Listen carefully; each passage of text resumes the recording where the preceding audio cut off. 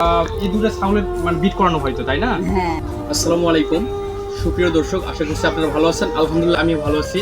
তো আমার পাশে যে মানে ছাগল দুটিকে দেখা যাচ্ছে আর কি, পাঠাকে, তো এগুলো মূলত বিট করানোর জন্য আর কি নেওয়া হয়েছে এবং এর পিছনে অনেক টাকা খরচ হয়।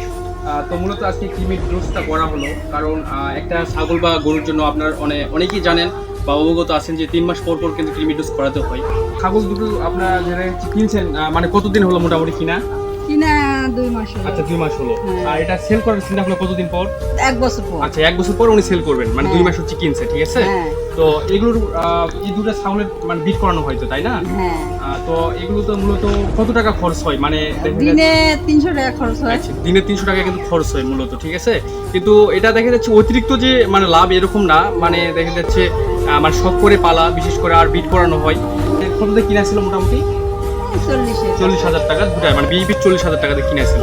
তো যদি 1 বছর পর যদি বিক্রয় করা হয় তাহলে কত হতে পারে এমনিতে আইডিয়া? হবে আইডিয়া 60-70 60-70 হাজার হবে। তাতে কিন্তু রহ লাভ এরকম না, কিন্তু একটা বিষয় কি শখ, আর বিশেষ করে বিট করানো হয়, এই বিটের টাকাটা কিন্তু বিশেষ করে লাভ হয়, ঠিক আছে?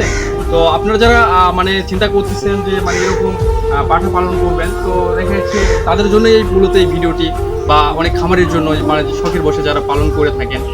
তো মূলত বিট করানোর দিনে মানে কয়টা মানে কত টাকা আসে? বিট করানো তো 150-200 টাকা এরকম।